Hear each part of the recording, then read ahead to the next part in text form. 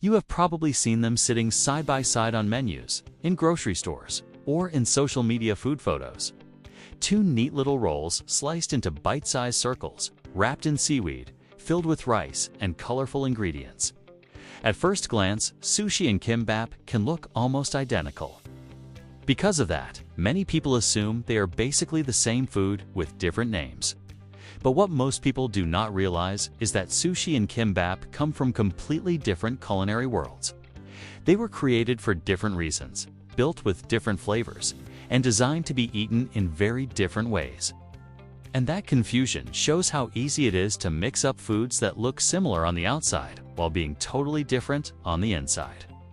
By the end of this video, you will understand exactly what separates sushi from kimbap and why calling them the same thing misses the point entirely. Let us start with sushi, because sushi is usually the one people recognize first. Sushi comes from Japan, and at its heart, sushi is not actually about rolls at all. The word sushi refers to the seasoned rice, not the fish or the shape. Traditional sushi is built around carefully prepared rice that has been mixed with vinegar, sugar, and salt. That rice is the foundation of the entire dish. The toppings or fillings are meant to highlight fresh ingredients, especially seafood. In classic Japanese cuisine, sushi is about simplicity, precision, and respect for natural flavors. A good piece of sushi is designed to let one main ingredient shine, whether that ingredient is tuna, salmon, shrimp, or something else entirely. Historically, sushi did not even begin as a fancy restaurant meal. Hundreds of years ago, sushi started as a method of preserving fish by fermenting it with rice. Over time, the technique evolved into the fresh, elegant style we know today. Modern sushi became a refined art form, shaped by skilled chefs who spend years mastering how to season rice, slice fish, and balance flavors. Eating sushi is often treated like a small ceremony. Each piece is made intentionally, placed carefully, and meant to be enjoyed slowly. Even the size of sushi is planned, so it can be eaten in one thoughtful bite. Now let us shift over to kimbap. Kimbap comes from Korea, and it follows a very different food philosophy. The word kimbap literally means seaweed rice. Unlike sushi, kimbap is not focused on raw fish or delicate simplicity. Instead, kimbap is built to be hearty, practical, and full of flavor. The rice in kimbap is not seasoned with vinegar.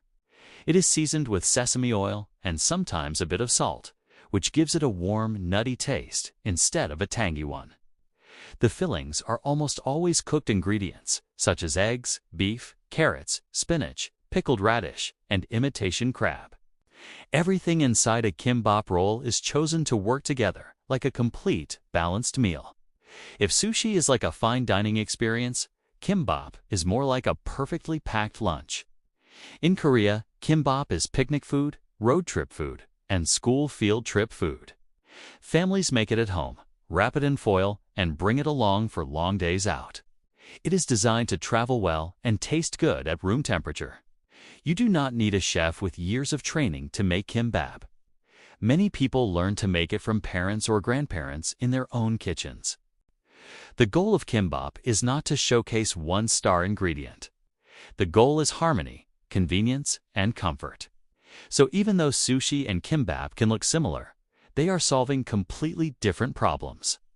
Sushi is about highlighting the pure taste of high-quality ingredients, especially seafood. Kimbap is about combining many ingredients into one satisfying, portable meal. It is a bit like comparing a carefully plated steak at a restaurant to a homemade sandwich. Both are delicious, but they exist for totally different moments in life. The flavors make this difference even clearer.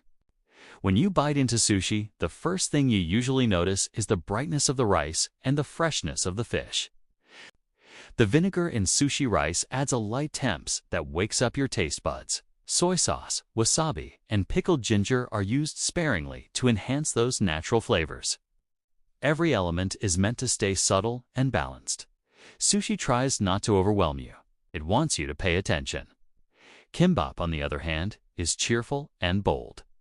The sesame oil in the rice gives it a rich aroma. The mix of fillings creates layers of sweetness, saltiness, and crunch all at once. Pickled radish adds a sharp pop of flavor. Cooked vegetables add softness. Eggs add a gentle sweetness. Kimbap is not trying to be delicate. It is trying to be delicious in a straightforward, everyday way. Eating kimbap feels more like a celebration of variety than an exercise in restraint. There is also a big cultural difference in how the two foods are served. Sushi is often eaten in restaurants, sometimes at a counter where the chef prepares each piece in front of you. It is connected to special occasions, business dinners, or nights out. People talk about famous sushi chefs and award-winning sushi bars. The setting matters almost as much as the food itself. Kimbap lives in a very different world. You are more likely to find it in casual shops, convenience stores, or homemade lunchboxes. It is everyday food for regular life.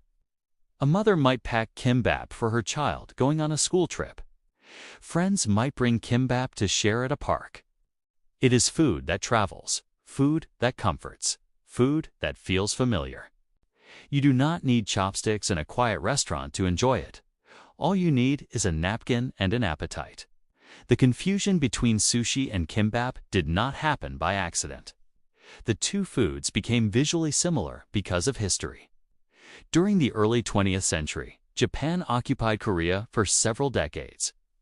During that time, Japanese food culture influenced Korean cuisine in many ways. Rolled rice and seaweed dishes were introduced, but Koreans adapted the idea to fit their own tastes and ingredients. Over the years, what began as an outside influence slowly transformed into something uniquely Korean. Kimbap kept the rolling technique, but filled it with Korean flavors and traditions. Because of that shared history, some people casually call kimbap Korean sushi. But that label does not really make sense. It would be like calling a burrito Mexican sushi just because it is rolled up. Shape alone does not define a food. What matters is purpose, flavor, and cultural meaning. Kimbap is not trying to imitate sushi. It is its own dish with its own identity. Even the way the two foods are prepared highlights their differences. Sushi chefs train for years to master the exact temperature and texture of sushi rice.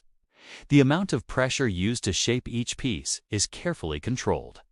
Fish must be sliced at precise angles. Small details matter tremendously. Making high-quality sushi is closer to a craft than a simple recipe. Kimbap is far more relaxed. As long as the rice is seasoned and the fillings are tasty, you are on the right track. There are countless variations depending on family traditions and personal preferences. Some people add tuna salad, others add spicy pork or cheese. There is no single official version. Creativity is encouraged. Kimbap is flexible and forgiving, while sushi is disciplined and exact. Another major difference is how the two foods are eaten. Sushi is usually dipped lightly into soy sauce and eaten piece by piece.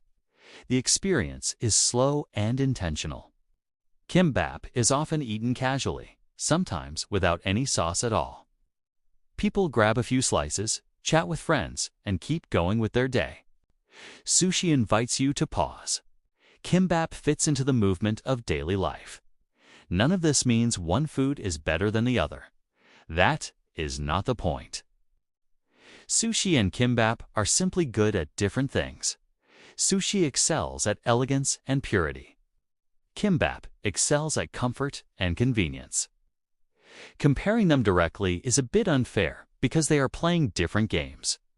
Understanding the difference also helps avoid cultural mix-ups. When someone calls kimbap sushi, it can unintentionally erase the unique Korean history behind the dish.